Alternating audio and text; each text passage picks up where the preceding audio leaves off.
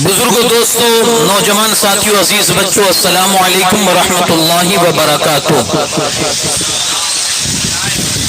الحمد للہ رب العالمین والعاقبۃ للمتقین، والصلاة والسلام على سید الانبیاء والمرسلین وعلى آلہ الطیبین واصحابہ الطاہرین اجمعین، اما بعد فاعوذ باللہ من الشیطان الرجیم، بسم اللہ الرحمن الرحیم۔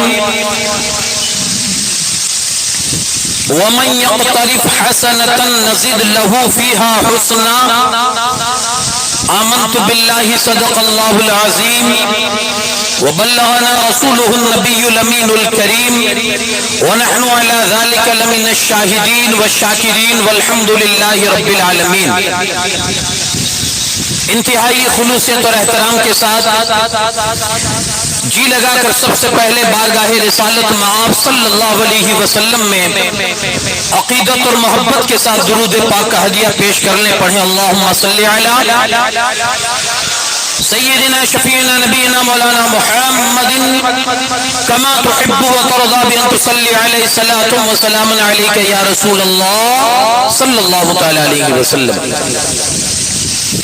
نبی پاک صلی اللہ علیہ وسلم کا ارشاد پاک ہے، جو بندہ مجھ پر درود پڑھنا بھول گیا وہ جنت کا راستہ بھول گیا۔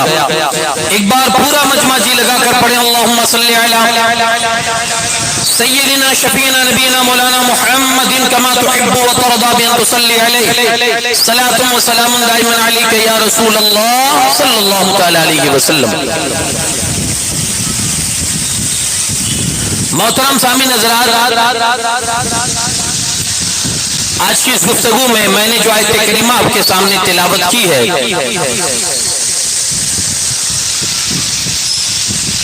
حسنین کریمین رضی اللہ تعالی عنہما شہزادہ مصطفیٰ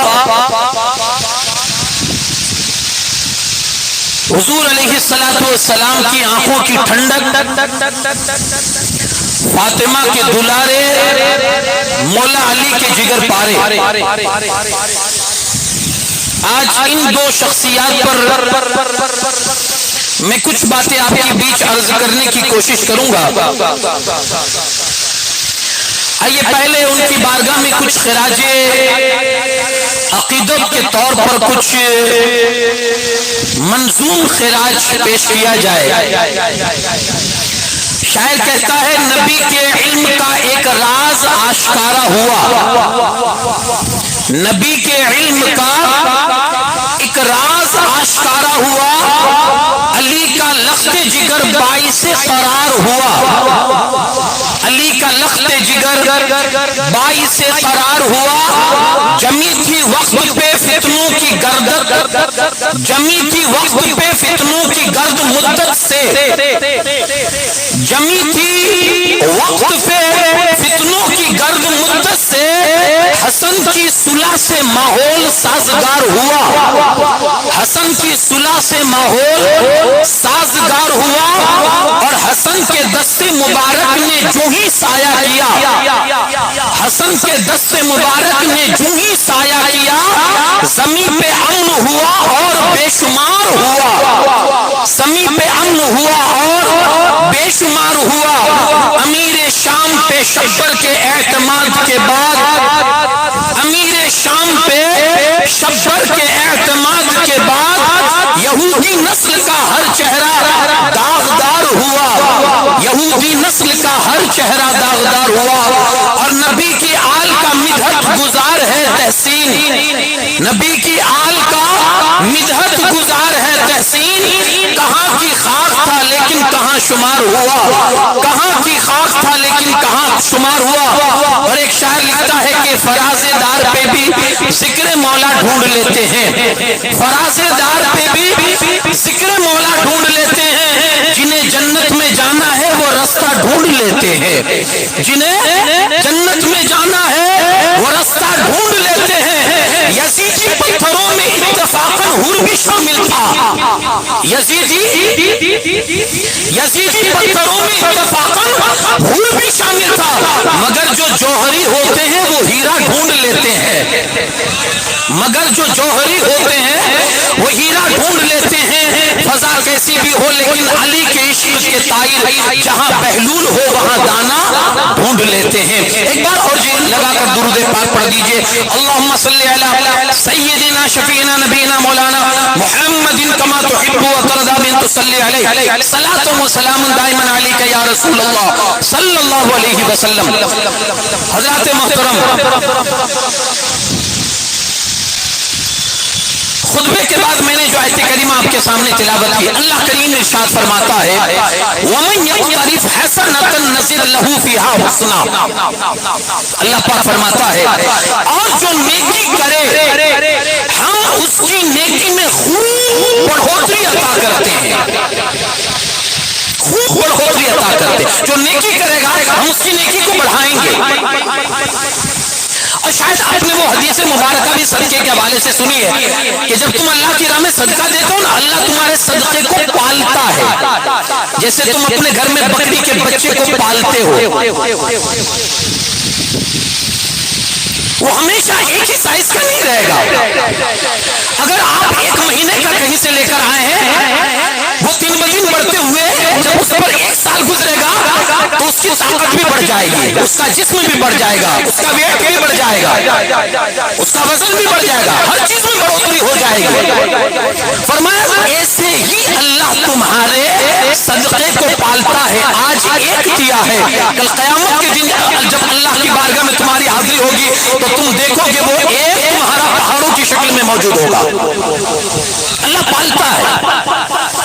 فرمایا اگر نیکی کرو گے، اگر نیکی کرو گے ہم تمہاری نیکی کو بڑھائیں گے۔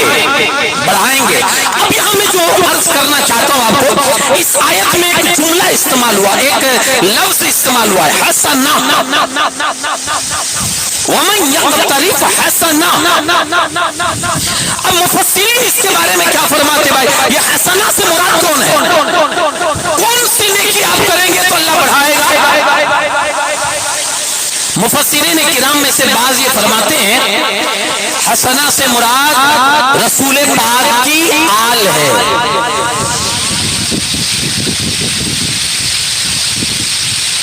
یعنی اس آل کی محبت۔ اب مطلب کیا ہوا پوری آیت کا؟ اگر تم رسول اللہ کی اہل بیت سے محبت کو بڑھاؤ گے تو اللہ اس نیکی کو اور بھی زیادہ فرما دے گا۔ وَمَن يَقْتَرِفْ حَسَنًا، اگر تم نے بڑھائی یعنی محبت، تم نے ایک قدم بڑھایا، اللہ فرماتا ہے ہم تمہاری محبتوں کو 10 قدم کے برابر آگے بڑھا دیں گے۔ یہ یعنی اگر تم نے یہ نیکی کی، گویا پتا کیا چلا، اس آل کی محبت بھی نیکی ہے اور اسے اللہ پسند فرما کر اس میں ہمیں بڑھوتری عطا کرتا ہے، زیادتی عطا فرماتا ہے۔ فرمایا جس نے بھی یہ نیکی کی اللہ کریم اس کی اس نیکی کو اور بھی آگے بڑھاتا ہے۔ اب اس کے حوالے سے چند حدیثیں عرض کر کے میں پھر آگے آپ کے مضمون کی طرف آؤں اور اپنا جو عنوان آج کا میرا جو ٹاپک ہے اس پر میں گفتگو کروں۔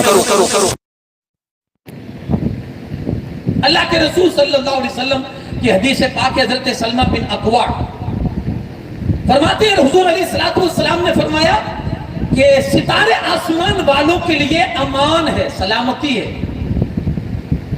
جب تک آسمان میں ستارے ہیں نا، آسمان سلامت ہے، یہ اس کی حفاظت اور اس کی سلامتی کی گارنٹی ہے، ستاروں کا ہونا۔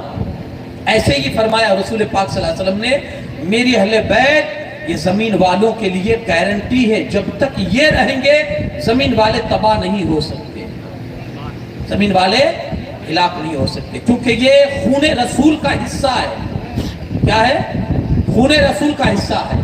گویا حضور ہمارے بیچ ہے، حضور ہمارے بیچ، اگرچہ اللہ پاک نے انہیں ظاہری طور پر وصال عطا فرما دیا، لیکن حضور آج بھی اپنی اولاد کی شکل میں ہمارے بیچ ہے، کیونکہ یہ رسول اللہ کا خون ہے، خون کا حصہ ہے، حضور کے خون کا حصہ۔ جب تک یہ رہیں گے فرمایا جیسے ستارے آسمان کے لیے امان ہے، میری آل زمین والوں کے لیے امان ہے۔ اس لیے اللہ سے یہ بھی شکر کرے کہ مولا تیرا شکر ہے کہ ہمارے بیچ ہے، تو ہماری حفاظت کی گارنٹی ہے، ہماری حفاظت کی گارنٹی کہ ہمارے بیچ میں یہ موجود ہے۔ ایک اور حدیث حضرت حسن ابن علی کرم اللہ، حضرت حسن ابن علی سے مروی ہے، حضور علیہ الصلوۃ والسلام نے فرمایا ہر چیز کی بنیاد ہوتی ہے، ہر چیز کی ایک بنیاد ہوتی ہے، اور فرماتے اسلام کی بنیاد رسول اللہ کے صحابہ اور آپ کی اہل بیت سے محبت کرنا ہے۔ اگر اس بنیاد کو، اس جڑ کو، اس بنیاد کو اگر مضبوط آپ کو رکھنی ہے، آپ کے مکان کی بھی ایک بنیاد ہے، آپ بنیاد کے بغیر مکان کھڑا نہیں کرتے ہو، آپ خود جانتے ہو کہ بغیر بنیاد کے مکان کا کوئی بھروسہ نہیں، پتہ نہیں کون سی ہوا کا جھونکا اسے لے اڑ جائے، اس لیے آپ بغیر بنیاد کے مکان کھڑا نہیں کرتے ہو۔ کہا ہر چیز کی بنیاد ہے، ہر چیز کی بنیاد ہے۔ تو یارو اسلام کی بنیاد کیا ہے؟ یہ بنیاد مضبوط کیسے رہے گی؟ اس بنیاد کے اندر پختگی اور مضبوطی کیسے آئے گی؟ مصطفیٰ کریم صلی اللہ علیہ وسلم فرماتے ہیں تو یہ دو محبتوں کا سہارا آپ کو لینا ہوگا، ایک صحابہ اور اہل بیت کا۔ یہ محبت اگر آپ کے پاس ہے تو آپ کے دین کی بنیاد ہمیشہ مرتے دم تک بلکہ مرنے کے بعد بھی مضبوط رہے گی۔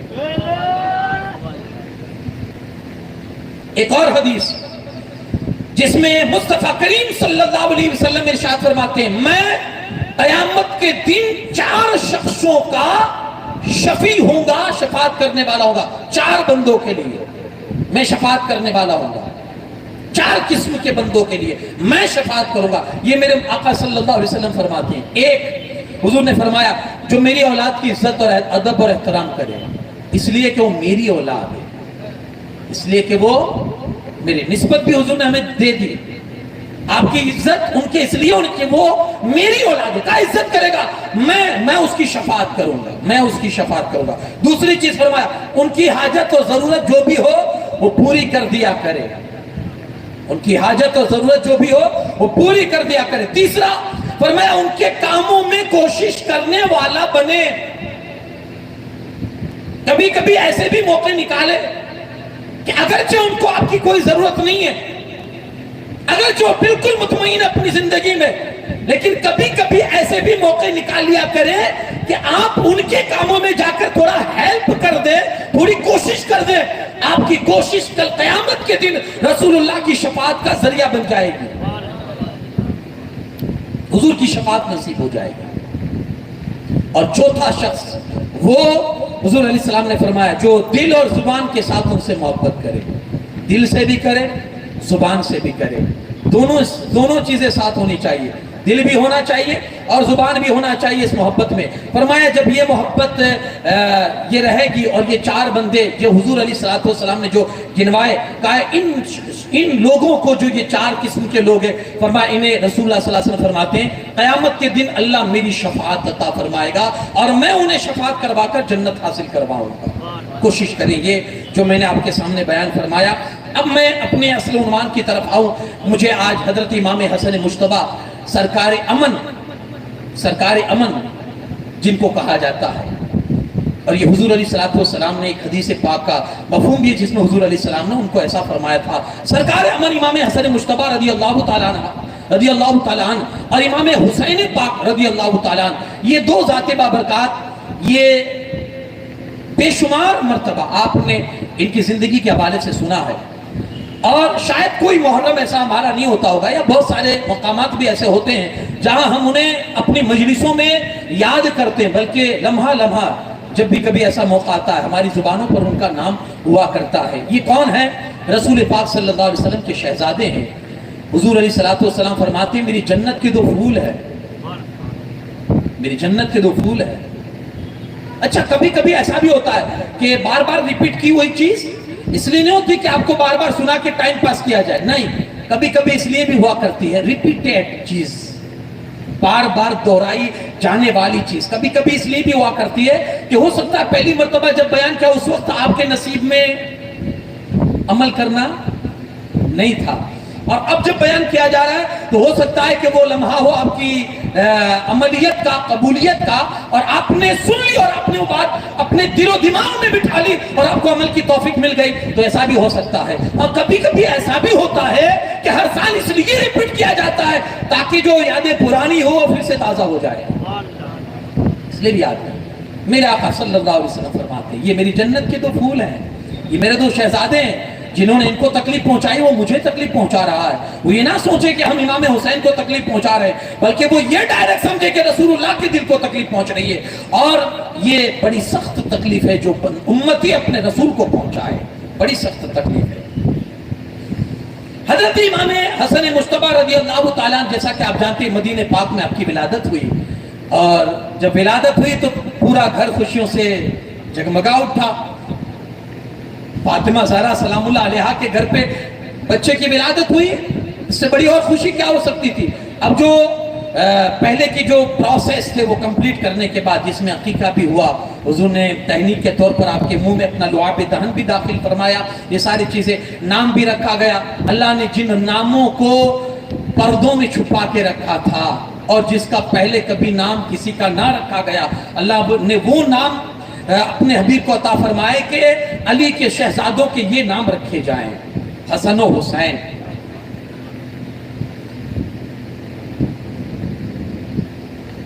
اور اب یہ پرورش پا رہے ہیں، بچپن کا زمانہ، رسول اللہ صلی اللہ علیہ وسلم کی جو محبت ان کے ساتھ تھی یہ بھی آپ نے ملاحظہ فرمایا، جن کے لیے سجدے لمبے کیے گئے۔ اگر کبھی مسجد میں آ جائیں، حضور خطبہ ارشاد فرما رہے ہو اور بچے وہ مسجد میں آ جائیں اور وہ اپنے پیروں پر صحیح معنوں میں بچپن کی وجہ سے چل نہ سکے، میرے مصطفیٰ جن کے لیے خطبہ چھوڑ دے وہ ذات حسنین کریمین۔ ایک حدیث مبارک ہے جس میں حضرت فرمایا گیا حسن مجتبی وہ شخصیت ہے جس کے بارے میں یہ کہا جاتا ہے کہ رسول اللہ صلی اللہ علیہ وسلم نے خود ان کے بارے میں یہ فرمایا تھا میرے ماں باپ اس پر قربان۔ حسن مجتبی وہ ہے رسول اللہ جن کے بارے میں کہے۔ آج ہم ہر موقع پر یہ کہتے ہیں یا رسول اللہ فدا کا ابی و امی، اے رسول پاک صلی اللہ علیہ وسلم آپ پر ہمارے ماں باپ قربان، یہ ہم حضور کے حوالے سے کہتے ہیں، لیکن رسول اللہ جس کے لیے کہتے تھے وہ ذات کون سی ہے؟ ذات امام حسن مجتبی ہے۔ حضور جن کے لیے کہتے ہیں میرے ماں باپ اس پر قربان ہیں، کتنی بڑی شخصیت ہے، میرے ماں باپ ان پر قربان ہیں۔ انس ابن مالک رضی اللہ تعالیٰ کہتے ہیں امام حسن سے بڑھ کر کوئی مصطفیٰ کے ہم شکل یا مشابہ نہیں تھا، امام حسن سے بڑھ کر اتنے رسول اللہ صلی اللہ علیہ وسلم سے مشابہ تھے، اور مشابہ بھی تھے، اور پھر بچپن سے ایسا ساتھ مصطفیٰ کا ملا اور حضور کی طرف سے ایسی تربیت ملی امام حسن مجتبی رضی اللہ تعالیٰ عنہ کو۔ فتاوی رضویہ شریف میں علامہ علی قاری حنفی مکی کے والے سے یہ بات نقل ہے، وہ کہتے ہیں کہ مجھے اکابرین سے یہ بات پہنچی ہے کہ جب امام حسن مجتبی نے فتنہ اور فساد نہ ہوئے، اس لیے فتنہ اور فساد نہ ہوئے، اس لیے جب امام حسن مجتبی نے اپنی خلافت چھوڑ کر حضرت امیر معاویہ کے سپرد کر دی، سنیے گا، فتنہ نہ ہو، جھگڑا نہ ہو، ہٹ گئے کا فتنہ نہیں ہونا چاہیے، تو پوری خلافت اٹھا کر حضرت امیر معاویہ کو سونپ دی۔ اتنا بڑا کام کیا انہوں نے، پھل کیا ملا، صلہ کیا ملا؟ آگے سنیے حدیث مبارکہ میں، تو یہ خلافت چھوڑنے کی وجہ سے اللہ پاک نے اس کے بدلے میں ان کو اور ان کی اولاد کو غوث اعظم کا لقب عطا فرما دیا۔ یہ جو ڈگری ہے، ڈگری غوث اعظم کیا ہے؟ نام نہیں ہے، ڈگری ہے، یہ عہدہ ہے۔ یہ خلافت چھوڑنے کی وجہ سے یہ صلہ ملا اللہ کی طرف سے آپ کو اور آپ کی۔ سب سے پہلے غوث اعظم کون ہے؟ امام حسن مجتبی ہے، سب سے پہلے غوث اعظم، اور بیچ میں حضور محی الدین شیخ عبد القادر جیلانی، بیچ کے یہ غوث اعظم ہے، اور آخر میں ایک غوث اعظم ہوں گے جن کو امام مہدی کہا جاتا ہے رضی اللہ عنہ۔ یہ تین، اور تینوں یہ دونوں آپ دیکھیں گے حضور غوث پاک عبد القادر جیلانی، شیخ عبد القادر جیلانی، یہ اور امام مہدی، یہ دونوں امام حسن ہی کی اولاد ہے۔ تو کیا فرمایا اللہ نے اس بدلے میں کہ انہوں نے امت بکھرنی نہیں چاہیے، امت کے اندر لڑائی نہیں ہونی چاہیے، امت کے اندر فتنہ نہیں آنا چاہیے، وہ تو صلح پسند تھے، وہ تو صلح کو چاہتے تھے، وہ تو یہی چاہتے تھے امت کا بھلا ہو، وہ تو یہی چاہتے تھے امت ترقی کرے، لیکن معاملات سدھر نہیں رہے تھے، بگاڑ کی صورت سامنے نظر آ رہی تھی، اس لیے آپ نے سوچا کہ اگر میں خلافت کو ان کے سپرد کر دوں گا ہو سکتا ہے کہ معاملات ٹھنڈے پڑ جائے، اس لیے آپ نے اپنی خلافت اٹھا کر امیر شام حضرت امیر معاویہ کو سپرد کر دی۔ اللہ پاک نے آپ کی یہ جو کھیل دلی تھی نا، اس کا عوض اور بدلہ آپ کو یہ عطا فرمایا کہ غوثیت کبریٰ کا عہدہ اللہ پاک نے آپ کو اور آپ کی اولاد کو عطا فرما دیا۔ بہت بڑا یہ اللہ کی طرف سے انعام ہے، بہت بڑا انعام ہے۔ آپ کبھی سنیے حضور غوث پاک کی زندگی، شیخ عبد القادر جیلانی کی زندگی، آپ سنتے ہوں گے تو آپ کو احساس ہوگا کیا شان کے مالک ہے اور کیا اللہ پاک نے مرتبہ عطا فرمایا ہے۔ ان کے بابا ہے امام حسن مجتبیٰ، یہ تو بیٹے ہیں، وہ بابا ہے، جو بیٹے کا یہ حال ہے، اس کی یہ عظمت ہے اور ان کا یہ مرتبہ ہے، تو پھر باپ کا کیا پوچھنا کہ وہ کس مقام پر فائز ہوگے اور ان کی عظمتیں اور ان کی بلندیاں کیا لگی ہوگی۔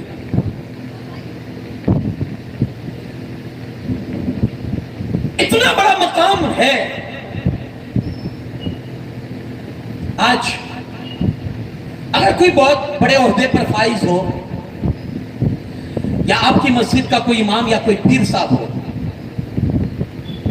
اگر ذرا سی اونچی آواز میں کوئی بات کر دے نا، اس کا جینا مشکل ہو جاتا ہے، اس کا جینا۔ اب امام حسن مجتبیٰ کی زندگی کا میں ایک پہلو، ایک رخ آپ کے سامنے رکھوں گا آج کی اس گفتگو میں۔ تو نمایاں صفت ان کے اندر تھی، ایک نمایاں خوبی امام حسن مجتبیٰ کے، وہ یہ کہ بڑے حلیم الطبع تھے۔ کیا مطلب؟ بڑے بردبار، بڑے ٹھنڈے مزاج، بڑے لیٹ گو کرنے والے۔ میں یہ آپ کے لیے آسانی کر رہا ہوں، بڑے بردبار تھے۔ آج امام حسن کے چاہنے والوں کے لیے آج اس چیز کی بھی ضرورت ہے کہ وہ اپنے اندر یہ صفت پیدا کرے۔ ہم بڑے سخت ہیں، ہم بڑے سخت ہیں، ہمارے پاس گالی کا جواب گالی ہی ہے، دعا نہیں ہے۔ کوئی اگر بڑی بات اگر ہم سے کر دے اور ہم کسی عہدے پر فائز ہو، ہم کسی اسٹیٹس لیول پر ہماری ذات ہو اور ہماری ایک اہمیت ہو اور کوئی ہم سے اونچی آواز میں بات کر دے، ہم اس کا جینا مشکل کر دیتے۔ سنیے کتنی بڑی شخصیت ہے۔ میں نے دو چار حدیث آپ کو جو سنائی اللہ کے رسول صلی اللہ علیہ وسلم، اچھا صحابہ کرام نے بھی ان کے بچپن کے زمانے میں حضرت سیدنا صدیق اکبر رضی اللہ تعالیٰ عنہ ہے، عمر فاروق اعظم کا بھی زمانے میں حضرت حسنین کریم تھے حضرات، پھر حضرت عثمان غنی رضی اللہ تعالیٰ عنہ کے زمانے میں۔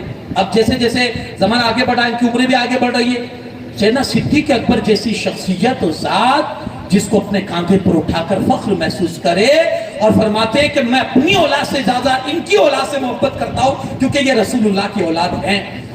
تو یہ ان کا مقام اور مرتبہ کیا ہے۔ لیکن اب آئیے ان کی زندگی کا میں ان کی زندگی کی ایک جھلک آپ کو دکھاؤں۔ فرماتے ہیں امام حسن مجتبیٰ، اگر مجھے کوئی ایک کان میں گالی دے،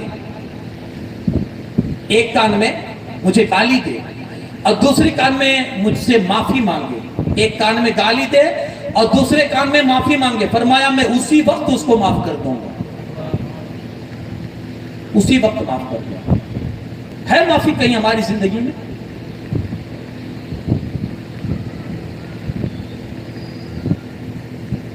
ایک بڑی پیاری حدیث مبارکہ ہے جس میں رسول پاک صلی اللہ علیہ وسلم فرماتے ہیں جس کو اللہ کی طرف سے دو چیزیں ملی، سمجھ لو کائنات کی ہر نعمت اس کو اللہ نے عطا کر دی۔ دو چیزیں جس کو ملی ہے،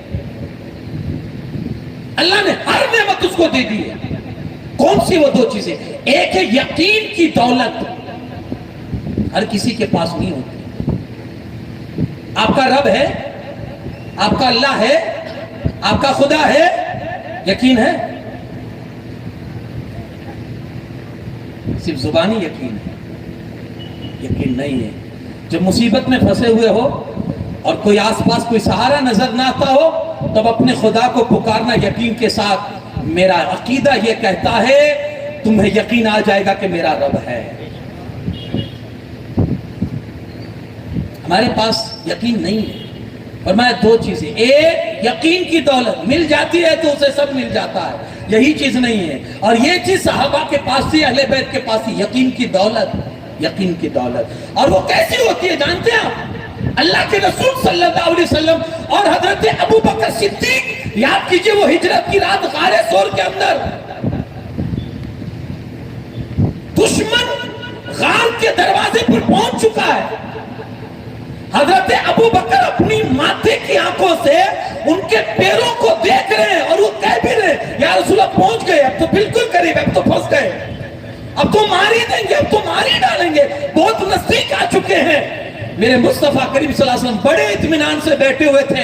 اس وقت بڑے اطمینان سے میرے آقا نے فرمایا لا تحزن ان اللہ معنا, ابو بکر غم نہ کر, میرا خدا ہمارے ساتھ ہے.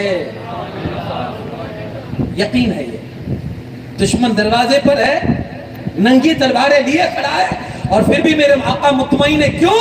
یقین کی طاقت تھی ان کے پاس کہ میرا رب ہے. ہاں, فانوس بن کے جس کی حفاظت ہوا کرے, وہ شمع کیا بجھے جسے روشن خدا کرے. نہیں ہے ہمارے پاس, یہ نہیں ہے. یہ جسے ملتی ہے اسے کائنات کی دولت مل جاتی ہے. اور دوسری چیز فرمایا, ایک یقین کی دولت اور دوسری چیز ہے معاف کرنے کی دولت. یہ بھی نہیں ہے, یہ بھی نہیں ہے معاف کرنے کی دولت. کسی کا اگر غلطی سے کوئی بائک ٹچ ہو جاتا ہے نا, وہ بیچارہ معافی بھی مانگ رہا ہے, سوری سوری. کیا سوری سوری کر رہا ہے؟ ٹھونکتی گاڑی, اب سوری سوری کر رہا ہے. نہ کہنے کی باتیں سنا ڈالتے ہیں. ہمارا دل اتنا سخت ہو چکا ہے, یعنی اگنور کرنا ہی نہیں, ہم کو سمجھوتا کرنا ہی نہیں ہے, معاف کرتے ہی نہیں ہے. یعنی ہمارا معاملہ یہ ہو گیا ہے کہ ہمیں سب معاف کرتے پھرے, ہم کسی کو معاف کرتے نہ پھرے. ہم سب کو گالیاں دے, ہمیں کوئی گالیاں نہ دے. واہ بھائی, بڑی پیاری حدیث ہے.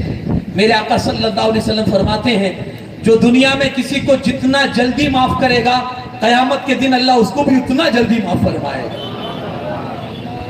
جتنا جلدی معاف کرو گے. یار یہاں کے لیے نہیں تو وہاں کے لیے تو کرو جلدی, یہاں کے لیے نہیں تو وہاں کے لیے تو جلدی کرو کہ چلو جلدی سے معاف ہو جائیں گے. وہاں کیا حال ہوگا؟ یہ دو چیزیں کا نہیں ملتی. جس کو ملتی ہے کائنات مل جاتی ہے, اس کو کائنات مل جاتی ہے. تو فرمایا حضرت امام حسن مجتبی نے, جو مجھے ایک کان میں گالی دے اور دوسرے کان میں معافی مانگے نا, میں اسے اسی وقت معاف کر دوں گا. یہ ان کا اخلاق تھا, یہ ان کی سیرت تھی. اچھا, یہ صرف زبانی دعوے نہیں ہیں کہ چلو کہہ دیا, کہنے والے بہت ہیں اسٹیج پر. آج مجھے بھی اگر کوئی گالی دے گا میں اتنی جلدی برداشت نہیں کروں گا. کہنا آسان ہے لیکن کر کے دکھانا یہ بڑا ڈیفیکلٹ ہے, بڑا مشکل ہے مسئلہ. لیکن امام کی زندگی جب آپ پڑھیے تو آپ کو پتا چلے گا جو کہا وہ کر کے دکھایا, بلکہ چاہے پہلے دکھایا بعد میں کہا, کیونکہ یہی سیرت انہوں نے رسول اللہ سے دیکھی تھی اور رسول اللہ کی پڑھی تھی کہ حضور نے ساری چیزیں پہلے کی ہے بعد میں فرمائی ہے. اب آپ دیکھیے ان کی زندگی میں یہ ساری چیزیں کہاں ہیں کہ اپنے قوم سے یہ کہا ہو کہ گالیاں بھی دو گے تو بھی ہم برداشت کریں گے. ایسا ہوا ہے. ایک وقت مدینہ کے اندر ایسا بھی آیا تھا کہ مسجد نبوی کی بات کر رہا ہوں اور دوسری جگہوں کی بھی میں آپ سے بات کر رہا ہوں, مسجد کے منبر پہ کھڑے ہو کر مولا کائنات علی شیر خدا کرم اللہ تعالی وجہ الکریم کو گالیاں دی جاتی تھی. اور حد یہ ہے امام حسن اور امام حسین اسی مجلس میں بیٹھے ہوئے رہتے تھے لیکن آپ اف تک نہ کرتے تھے.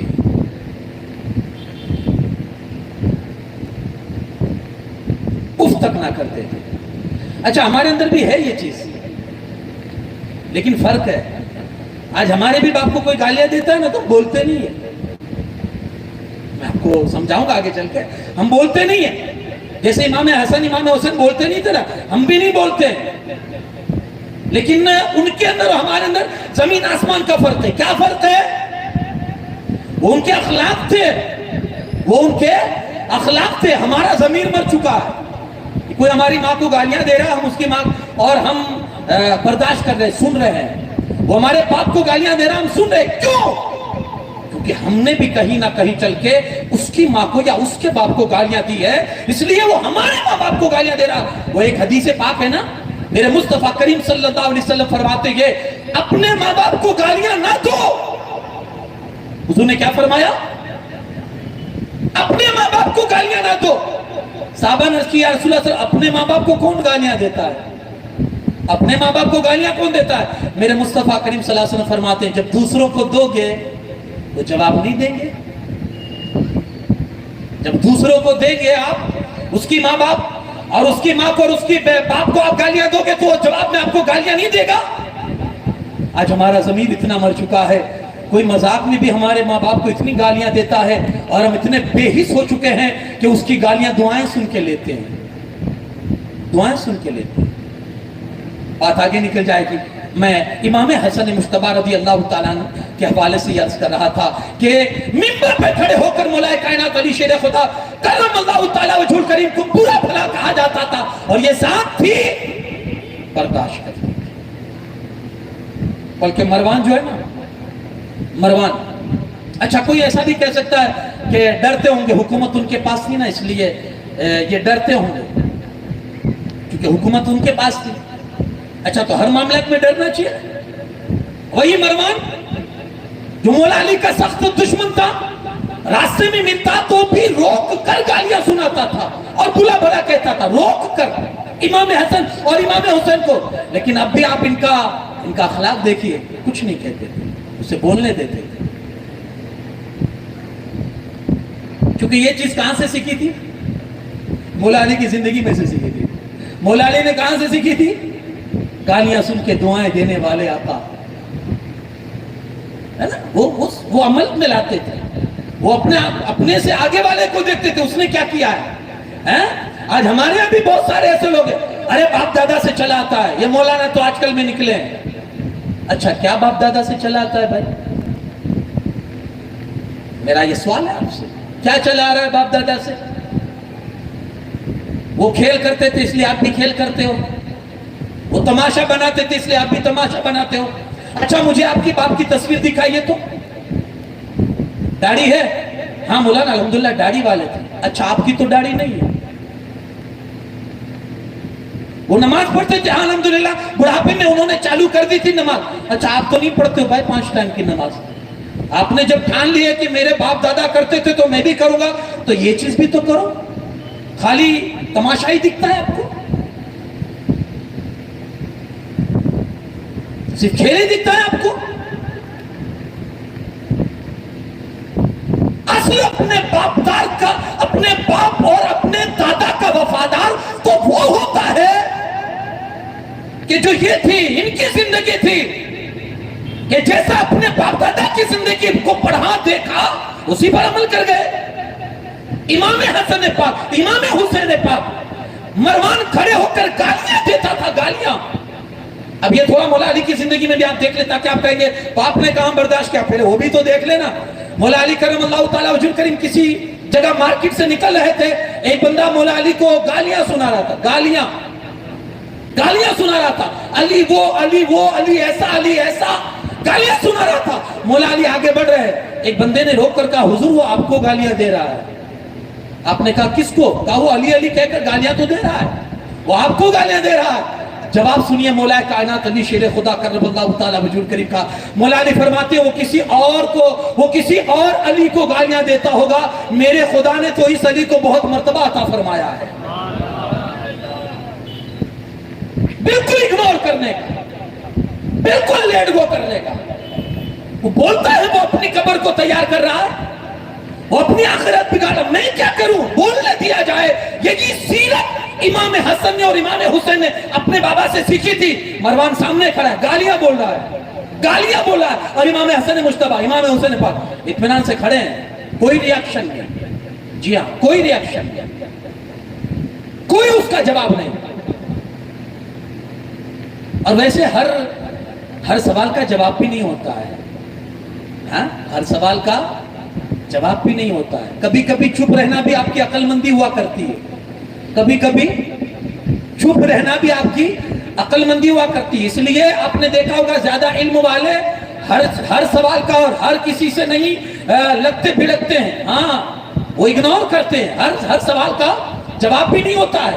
आपको मालूम है, एक लतीफे के तौर पर ये बात कर रहा हूं और सिर्फ ये चीज समझाने के लिए कर रहा हूं। एक दफा ऐसा हुआ कि घोड़े और गधे में बहस हो गई। बहस क्या थी? घोड़ा कहने लगा आसमान वो ब्लू है, और वो कहने लगा ब्लैक है। बात बढ़ी, वो अपनी जिद पर अड़ गया और ये अपनी जिद पर अड़ गया। फैसला गया बादशाह के पास। अब जानवरों का बादशाह कौन है? शेर। फैसला उसके पास गया। बादशाह ने थोड़ी देर सोचा और उसके बाद अपना फैसला सुनाया। फैसला क्या सुनाया जानते हो? घोड़े की बात सही थी, आसमान ब्लैक तो नहीं है, काला तो नहीं है। गधे की बात गलत थी। बादशाह ने फैसला सुनाया, अगरचे घोड़े की बात सही है और घोड़ा अपनी बात में सच्चा है, मगर उसे 20 कोड़े मारने की सजा सुनाई जा रही है। घोड़ा भड़क उठा, मैं सच्चा भी हूं, मेरी बात भी सच्ची है, मैंने जो दलील दी वो दलील भी सच्ची है, फिर भी मुझे सजा सुनाई जा रही है। जानते हो शेर ने क्या जवाब दिया? शेर ने कहा तेरी गलती यह है, तेरी भूल यह है कि तूने बेवकूफ के साथ बहस की है। तूने गधे के साथ बहस की, तेरी गलती यह है, तूने गधे के मुंह लगाए तू। यानी हर किसी के सवाल का जवाब भी नहीं होता है, कहीं कहीं खामोशी भी होती। मौला हसन सामने खड़े हैं, वो बक बक कर रहा है, वो इमाम मौला कायनात को गालियां सुना रहा, आप चुपचाप खड़े हैं। आप ये समझोगे कि शायद डरते होंगे क्योंकि वो गवर्नर था ना वहां का, इसलिए डरते होंगे। नहीं, अल्लाह के वलियों को कभी खौफ होता ही नहीं, खौफ होता ही नहीं है उनको, वो डरते ही नहीं है। अच्छा डरते, अब आगे वाली बात भी सुने।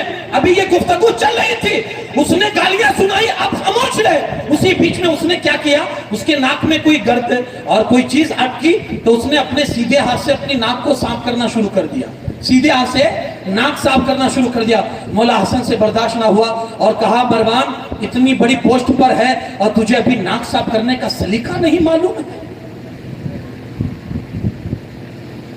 अगर डरते होते तो ये तंबी करते उसे, उसकी गलती बताते।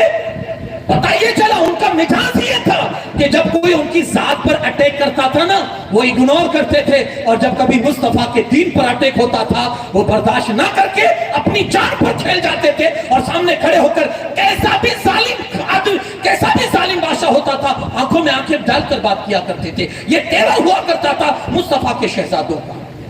यही तेवर आपको मरवान के सामने भी दिखेगा और यही तेवर आपको करबला के मैदान में हर शहजादाए रसूल का आपको नजर आएगा कि कैसे बच्चे थे लेकिन यजीदों की आंखों में आंखें डालकर बात कर रहे हैं। मुस्तफा के दिन पर आंच नहीं आनी चाहिए, ये उनके अखलाक थे। पुर्दबारी,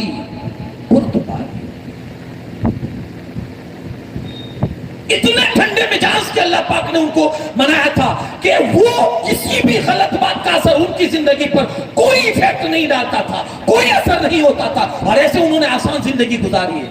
हम बड़े सख्त हो चुके हैं ना, इसलिए अब हमारी जिंदगी भी बड़ी मुश्किल हो चुकी है।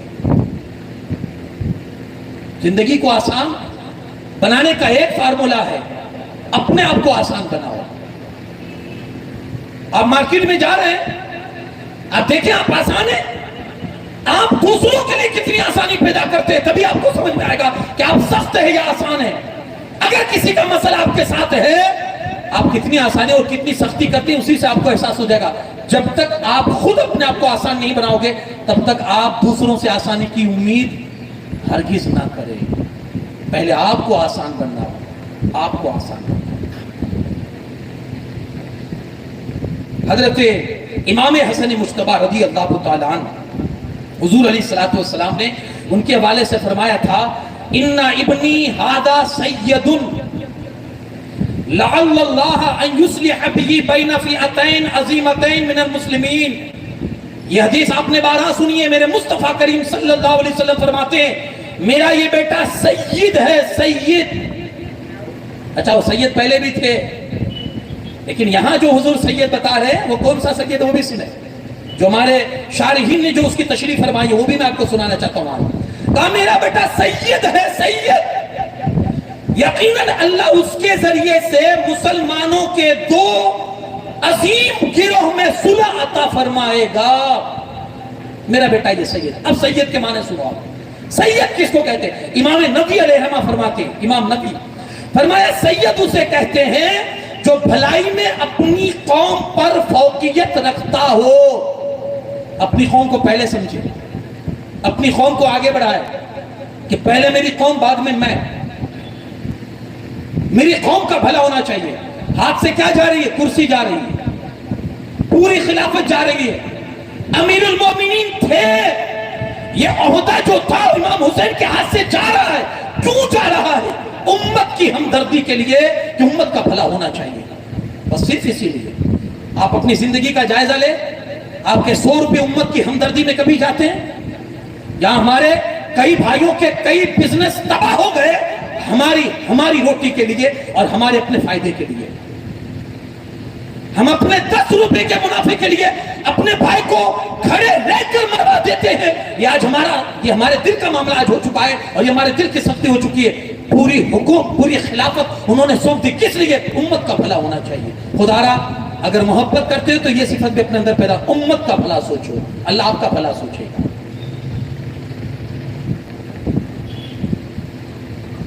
یہ قدرت نے یہ نیٹ ورک ہی بنایا ہے. آپ دوسروں کے لیے, دوسرے آپ کے لیے. نیٹ ورک ہے یہ خدا کا. آپ کو دوسروں کے لیے پیدا کیا, دوسروں کو آپ کے لیے پیدا کیا ہے. دریا کبھی اپنا پانی نہیں پیتا ہے لیکن سبھی کی پیاس بجھاتا ہے. بھینس اپنا دودھ پیتی ہے لیکن سبھی کو پلاتی ہے. مقصد نہیں سمجھے اللہ کا. اللہ یہی فرماتا ہے میرے بندو اگر اس حکمت کو سمجھ جاؤ نا کہ تم تمہارے لیے نہیں ہو, تم اپنے لیے نہیں ہو, تم دوسروں کے لیے ہو, تو تمہیں زندگی گزارنے کا فلسفہ مل جائے گا, سکون مل جائے گا زندگی کیسے گزارنی چاہیے.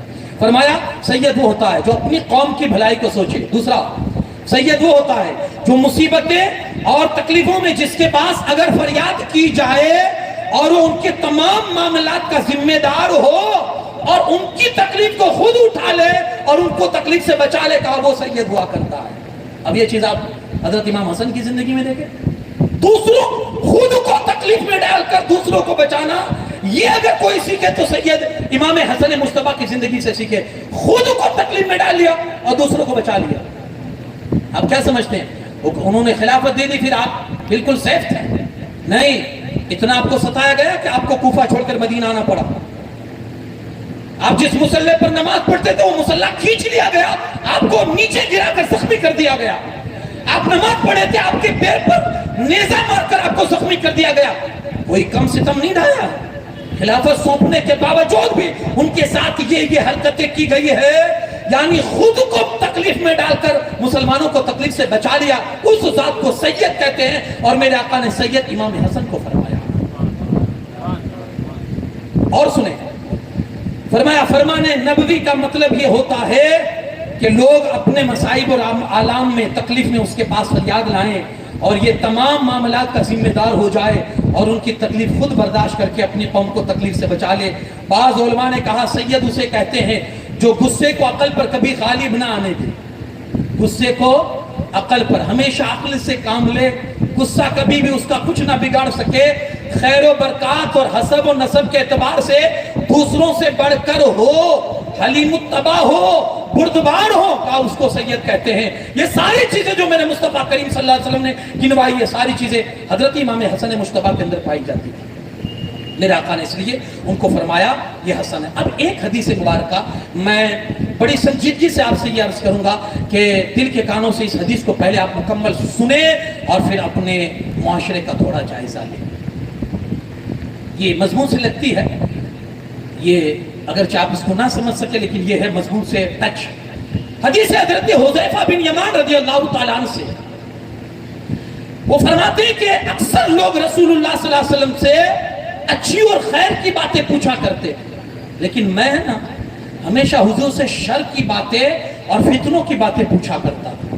میں نے ایک دن حضور علیہ الصلوۃ والسلام سے میں نے عرض کی اس لیے تاکہ میں کہیں فتنوں میں نہ مبتلا ہو جاؤں. میں نے حضور علیہ السلام سے عرض کی یا رسول اللہ صلی اللہ علیہ وسلم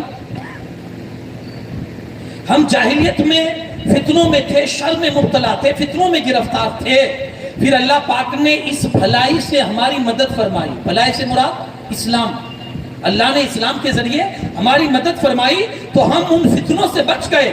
یا رسول اللہ صلی اللہ علیہ وسلم اب اس بھلائی کے بعد بھی برائی آنے والی ہے. پہلے ہم برائی میں تھے, اسلام بھلائی ملی تو ہم برائی سے بچ گئے, کیا اب اس بھلائی کے بعد بھی برائی دیکھیں گے؟ سنیں, اللہ کے رسول صلی اللہ علیہ وسلم نے فرمایا ہاں ابھی بھی برائی دیکھو گے. اسلام نے تمہیں بہت سارے فتنوں سے بچا دیا ہے لیکن ابھی بھی تم برائی دیکھو گے. میں نے عرض کی یا رسول اللہ صلی اللہ علیہ وسلم اس برائی کے بعد بھی بھلائی آئے گی؟ حضور نے فرمایا ہاں اس برائی کے بعد بھی بھلائی ہوگی مگر اس میں کدورتیں ہوں گی, میلا پن, کدورتیں ہوں گی. یا رسول اللہ صلی اللہ علیہ وسلم وہ کدورتیں کیا ہوگی؟ کیا مطلب کدورتوں کا؟ میرے مصطفیٰ کریم صلی اللہ علیہ وسلم فرماتے ہیں کہ جو میرے طریقے کے خلاف طریقہ اختیار کر کے لوگوں کو میری راہ کے خلاف راستہ بتائیں گے, میرے راستے کے خلاف لوگوں کو راستہ بتائیں گے, ان میں دین بھی دیکھو گے تم, ان میں دین بھی دیکھو گے لیکن وہ دین کے خلاف باتیں کریں گے. دین والے ہوں گے لیکن دین کے خلاف باتیں کریں گے, میرے طریقے پر ہوں گے لیکن لوگوں کو گمراہ کر کے میرے طریقے سے ہٹائیں گے. پھر فرمایا میں نے عرض کی یا رسول اللہ صلی اللہ علیہ وسلم کیا اس کے بعد بھی کوئی برائی ہوگی؟ حضور نے فرمایا ہاں کچھ ایسے لوگ ہوں گے جو دوزخ کے دروازے پر کھڑے ہوں گے, لوگوں کو بلائیں گے اور جو لوگ ان کی بات مانیں گے ان کو جہنم میں دھکیل دیں گے. میں نے عرض کی ان کا کچھ حال بیان فرمائیں یا رسول اللہ, ان کا کچھ حال بیان فرمائے. تو رسول اللہ صلی اللہ علیہ وسلم نے فرمایا میری ہی قوم میں سے ہوں گے, میری ہی قوم میں سے ہوں گے, ہماری ہی زبان میں گفتگو کریں گے, ہماری ہی بھاشا بولیں گے, ہمارا ہی کلمہ پڑھیں گے, ہماری ہی اہل سنت و جماعت سے تعلق رکھتے ہوں گے. میں نے عرض کی یا رسول اللہ صلی اللہ علیہ وسلم اگر ایسے لوگ ہوں گے تو پھر ہمیں کیا کرنا چاہیے؟ حضور علیہ الصلوۃ والسلام نے غالباً اس وقت جو ارشاد فرمایا تھا میری شریعت اور میری جو طریقت اور جو راستہ ہے اسی پر گامزن رہنا. میرے صحابہ اور میرے اہل بیت نے جو راستہ تمہیں دکھلایا ہے اسی راستے پر گامزن رہنا, انشاءاللہ ان کے فتنوں سے اللہ تمہیں محفوظ فرمائے گا. آج آپ دیکھیں کہ ہمارے ساتھ کیا کھلواڑ ہو رہا ہے دین کو لے کر, شریعت کو لے کر. آدمی 2 ٹکے کمانے کے لیے آج دین کے ساتھ کیسا کھلواڑ کر رہا ہے. کل آج دین کے ساتھ کھلواڑ کر کے اپنی آخرت کو اور اپنی وہ دنیا کو جس کو آخرت کی دنیا کہا جاتا اس کو بالکل برباد کر رہا ہے. اللہ انہیں ہوش کے ناخن وہ سمجھے, اللہ انہیں عقل سلیم عطا کرے اور انہیں سمجھنا چاہیے کہ آج ہم دین کے نام پر کیا کچھ گل کھلا رہے ہیں اور رسول اللہ صلی اللہ علیہ وسلم کو کس قدر ناراض فرما رہے ہیں. میرے مصطفیٰ کریم صلی اللہ علیہ وسلم بیٹھے ہوئے تھے, ایک بندہ آیا, ایک روایت میں آپ کو سنا رہا ہوں اور اس سے میں آپ کے کان کھولنا چاہتا ہوں, میں آپ کو احساس دلانا چاہتا ہوں. اس کا کام تھا بانسوری بجانا, بانسوری بجانا. دھندا ٹھپ ہوا, دھندا ٹھپ ہوا. وہ رسول پاک صلی اللہ علیہ وسلم کیونکہ بانسوری بجانا منع ہو گئے کہ بھائی نہیں بجا سکتے ہو, اس کی روزی حلال نہیں ہے آپ کے لیے. اب دھندا ٹھپ ہو گیا, اب کھائے کہاں سے؟ حضور علیہ الصلوۃ والسلام کی بارگاہ میں اجازت لینے آیا کہ میں واپس چالو کر دوں, گھر میں بہت تکلیف ہے, واپس چالو کر دوں. حضور کی ناراضگی دیکھے, میرے مصطفیٰ کریم صلی اللہ علیہ وسلم اتنے سخت ناراض ہوئے, چہرہ سرخ ہو گیا. آپ نے فرمایا اللہ نے جس چیز کے لیے مجھے روکنے کے لیے بھیجا ہے اور میں نے جو چیز تم سے بند کروائی ہے تو وہی چیز کی مجھے پرمیشن دینا آیا ہے مجھ سے. جس چیز کو میں ختم کرنا چاہتا ہوں تم مجھ سے پرمیشن مانگ رہا ہے.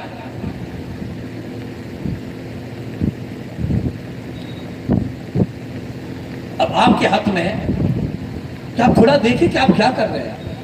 حضور کا دل تو نہیں دکھا رہے نا.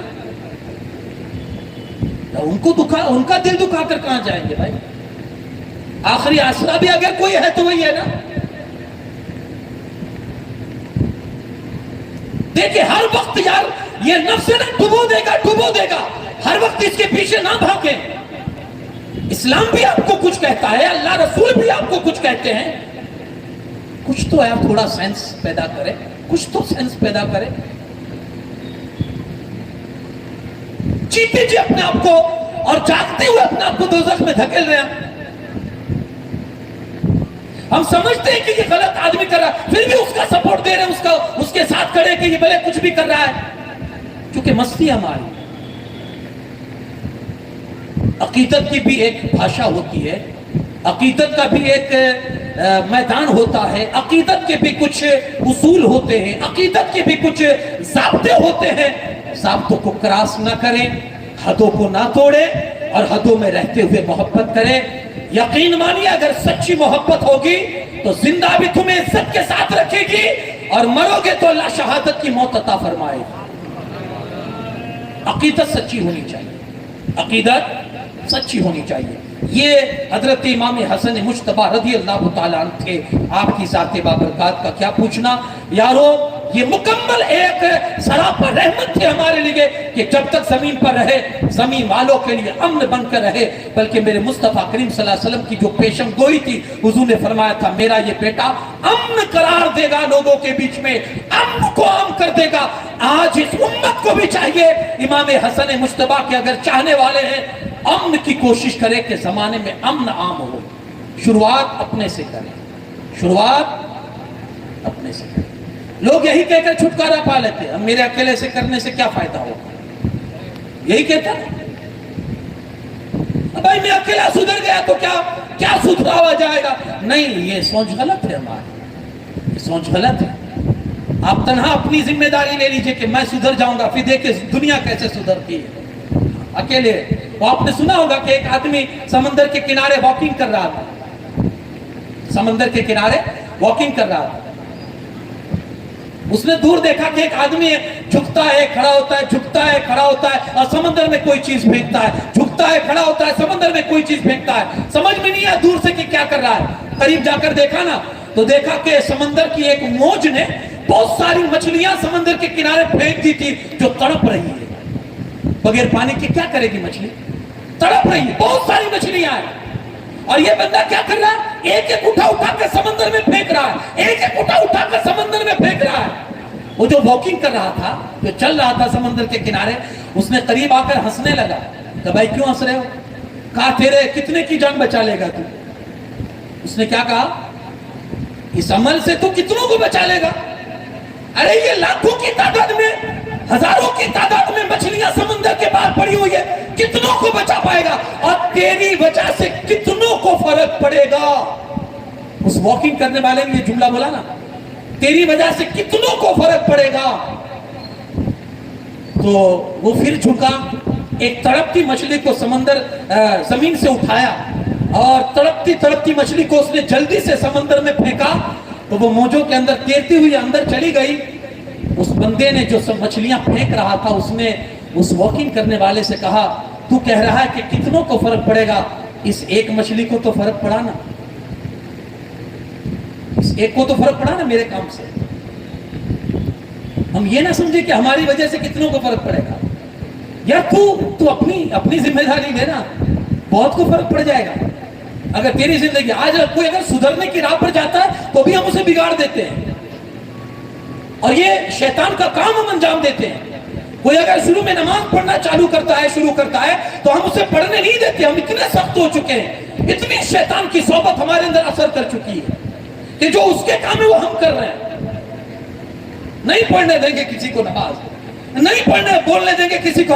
کوئی بیچارہ اگر سچ بولنے کی بھی کوشش کرے पता है तू बड़ा सच्चा बनता है, पता है बहुत ईमानदार बन गया है तू, हम नहीं करने देते उसे, हमारे ताने उसे फिर से उसी राह का मुसाफिर बना देते हैं, हमारी जबान की करवाहटें उसे फिर से उसी राह पर लाकर खड़ा कर देती है जिस राह का वो मुसाफिर था और जिस राह पर वो गुमराह था उसी राह पर लाकर छोड़ देती है। खुदारा सेंस पैदा कीजिए, एहसास पैदा कीजिए, खुद को अपने आप को सुधारिए, इंशाअल्लाह समाज भी सुधरेगा, समाज भी सुधार की तरफ आएगा।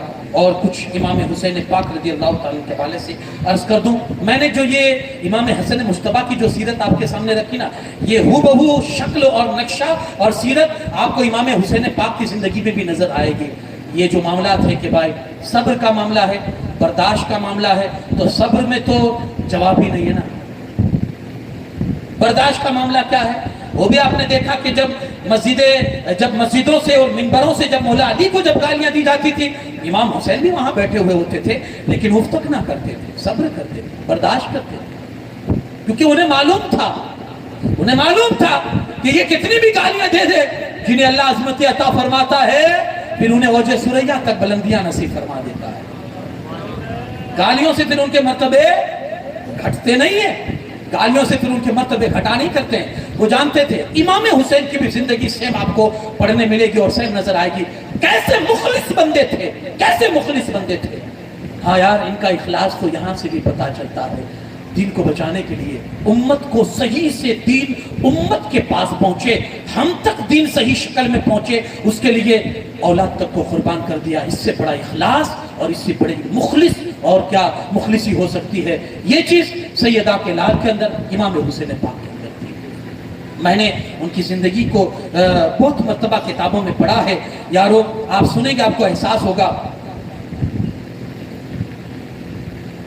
कि हजरत इमाम हुसैन रज़ी अल्लाह ताला ज़ाते बबरकात ये थे। अल्लामा जामी अलैहिर्रहमा, बस मुख्तसर गुफ्तगू, अल्लामा जामी अलैहिर्रहमा फरमाते हैं कि उनकी शान ये थी कि जब अंधेरे में कहीं तशरीफ ले जाते थे ना, आपकी जो रुखसार थे ना, गाल, अल्लाह ने ऐसा नूर अता किया था, जहां भी अंधेरों में जाते थे तो वो लाइट का काम देते थे, सारा अंधेरा रोशनी में तब्दील हो जाया करता था। ये हुस्न था।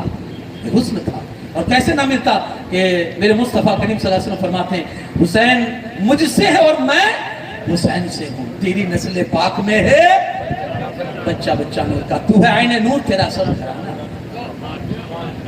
ये वो नूर था, उनको मिला था वो नूर। और मुस्तफ़ा के नूर का फिर क्या पूछना, कायनात को जो नूर मिला है मुस्तफ़ा के नूर ही के हिस्से में मिला है, और ये सदका है। तो जिसके बारे में सरकार ये कह दे वो मुझसे, मैं उससे हूं, फिर उसके नूर का क्या पूछना यारो, फिर उसके नूर हुसैन के नूर का क्या पूछना। ये सैयदना इमाम हुसैन पाक रज़ी अल्लाह ताला थे। लेकिन उनके अंदर एक वस्फ आप उनका मैं आपको बताकर फिर अपनी गुफ्तगू खत्म कर दूं। इमाम हसन से आपको क्या लेना है, उनकी जिंदगी से बर्दाश्त अपने अंदर पैदा करो, बर्दाश्त। ये मादा लाने की कोशिश करो, इग्नोर करने की कोशिश करो, लेट गो, जाता करना, ये पैदा करे अपने अंदर। ये आज का मेरा सबक इमाम हसन की जिंदगी।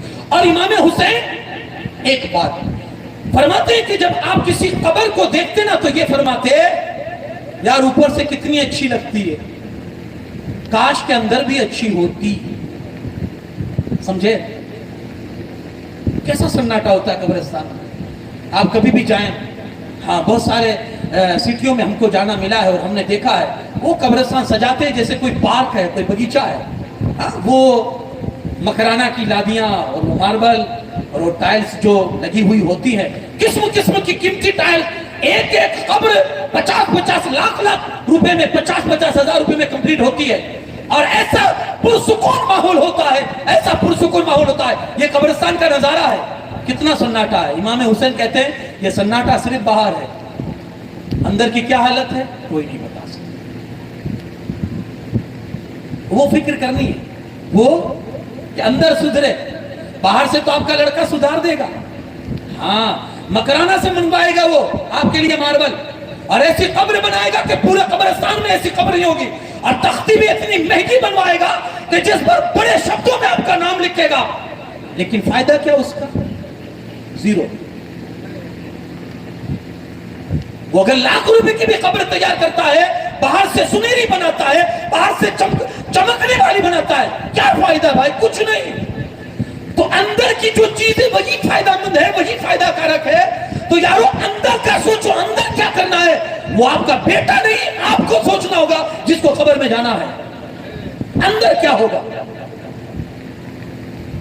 آخری روایت سنا دوں.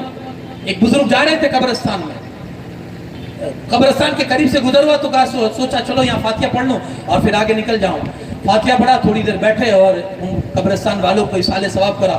یہ عادت بھی بنائے, کبھی کبھی قبرستان سے جب بھی آپ کا گزرنا ہو تو لوگ کہیں گے مولانا یہاں تو ہمارا گھر ہے, روز گزرنا ہوتا ہے, یہ تو قبرستان نہیں ہے, روز فاتحہ پڑھنے آئیں گے تو یہاں باپ کی قبر پر پڑھنے کا موقع نہیں ملتا ہے, تو اوروں کی قبر پر کیا ملے گا.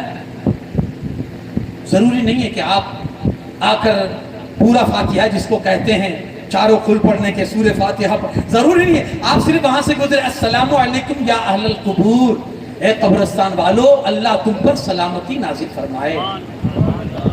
یہ بھی فاتحہ ہے نا.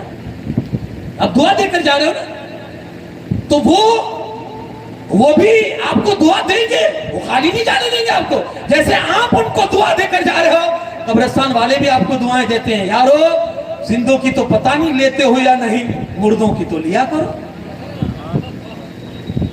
مردوں کی تو لیا کرو. اور یہ دیں گے, یہ بالکل خلوصیت کے ساتھ ایمانداری سے دیں گے یہ دعا. یہاں تو ہمیں سلام کا جواب بھی کوئی اگر زندے کو سلام کرو نا, پتہ نہیں جواب دے گا بھی نہیں, اور خوش دلی سے دے گا بھی نہیں, کیا پتا. لیکن وہ تو خوش دلی سے دیں گے کیونکہ آپ نے اس کا بھلا سوچا تو وہ آپ کا بھی بھلا سوچے گا. ہاں, تو بزرگ نے, بات آگے نکل جائے گی, بزرگ نے قبرستان میں بیٹھے فاتحہ پڑھا, دعا کی, اور پھر دل ہی دل میں سوچنے لگے یار کتنا سکون ماحول ہے, کیسا سناٹا ہے, اور دنیا کا حال کیا ہے. سوچ رہے تھے, اللہ نے قبر والے کو بولنے کی طاقت عطا فرمائی, بولنے کی طاقت عطا کی. تو اندر سے وہ آواز دیتا ہے, میاں کیا کہہ رہے ہو, یہ کتنا سکون ہے, کتنا سناٹا ہے. آپ نہیں جانتے, آپ صرف باہر کو دیکھ رہے ہو, اندر ہم سے پوچھو کو کیا ہو رہا ہے. کہا تو ہی بتا کہ کیا ہو رہا ہے. کہا دنیا میں جو آرام کر کے آئے تھے نا اس کی سزائیں بھگت رہے ہیں. دنیا میں جو آرام کر کے آئے نا اس کی سزائیں بھگت رہے ہیں. یہ باہر ہی سے سناٹا ہے, اندر کوئی سناٹا نہیں ہے. فکر امام حسین سنیے, اگر آپ زندگی میں چاہتے ہو قبر کا سکون نصیب ہو جائے تو جیتے جی قبر کے بہتر بنانے کا طریقہ جیتے جی کر کے جاؤ. یہ امام حسین پاک کی زندگی سے ہمیں پتہ چلتا ہے اور یہ سبق ملتا ہے. آج سے طے کر لو, دوسروں پر کام چھوڑ کے مت جاؤ, اپنی تیاری خود کرو کہ ہمیں جانا ہے, ورنہ لوگ بہت جلدی بھول جاتے ہیں, بہت جلدی بھول جاتے ہیں لوگ, بہت جلدی بھول جاتے ہیں. اس کو آپ تسلیم کیجئے, تیاری خود کیجئے. اللہ کریم کہنے سننے سے زیادہ عمل کی توفیق عطا فرمائے. وما علینا الا البلاغ المبین. السلام علیکم, صلاۃ والسلام.